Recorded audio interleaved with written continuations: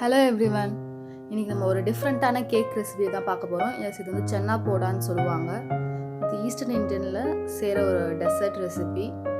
இந்த கேக் வந்து மைதா, baking powder அதெல்லாம் எதுவுமே தேவையில்ல.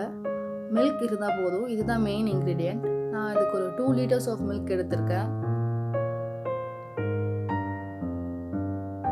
இந்த மில்க் நல்லா பாயில் ஆன உடனே வினிகர் இல்லைனா லைம் ஜூஸ் ஆட் பண்ணி பாலை திரிக்க வைக்க போகிறோம். ஜெனரலாக பால் திரிஞ்ச நம்ம ஸ்வீட்ஸ் நிறைய செய்வோம், ரசகுல்லா, பன்னீர் அந்த மாதிரிலாம். இப்போ நான் இதை வந்து திரிஞ்ச பாலை ஒரு கேக் செய்ய போகிறேன்.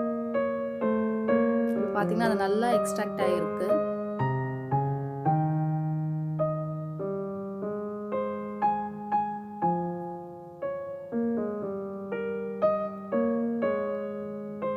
இப்போ ஒரு மஸ்லின் கிளாத் வச்சு நம்ம நல்லா எக்ஸ்ட்ராக்ட் பண்ணி எடுத்துக்க போகிறோம். வேவ் வாட்டரையும் கோட் சீஸையும்.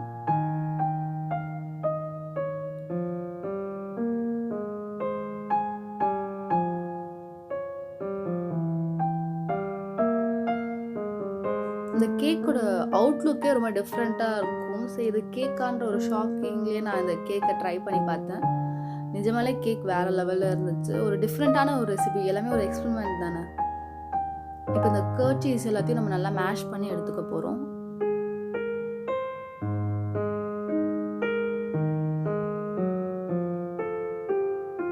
இந்த வேவ் வாட்டரை கொஞ்சம் கொஞ்சமாக ஆட் பண்ணி நல்லா ஒரு ஸ்லர்ரி மிக்சருக்கு அது வரணும். அது வரைக்கும் நம்ம நல்லா மேஷ் பண்ணிகிட்டே இருக்கணும். மேஷ் பண்ணி நல்லா மிக்ஸ் பண்ணி வச்சுக்கோங்க.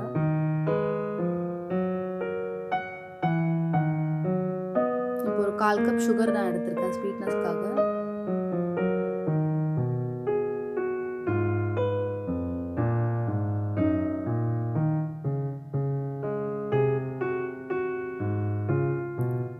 தென் ரவா, டீ இது எல்லாத்தையும் நல்லா ஆட் பண்ணி ஒரு 15 மினிட்ஸ்க்கு ரெஸ்ட் எடுக்க விடணும்.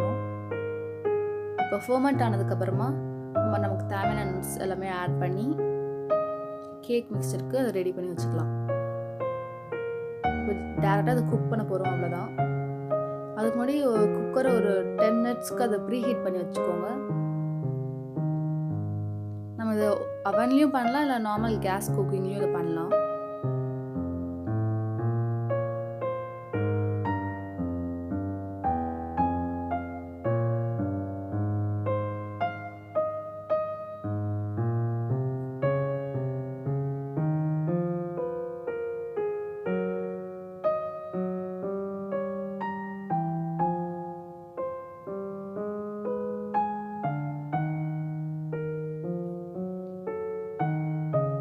இப்போ அதை ஒரு 30 மினிட்ஸ்க்கு நம்ம குக் பண்ண விட போகிறோம்.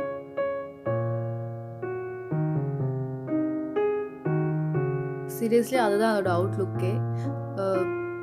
பாட்டம், டாப் சைடு எல்லா இடத்துலையும் இந்த பிளாக்னஸ் வந்து இருக்கும். கொஞ்சம் நல்லா க்ரன்ச்சியாக இருக்கும் பார்க்க. ஆனால் பிளாக்னஸ் எல்லாத்தையும் நான் எடுத்துகிட்டு பார்த்தாக்க இது ஒரு ப்ளம் கேக் ஃபீல் கொடுத்துச்சு.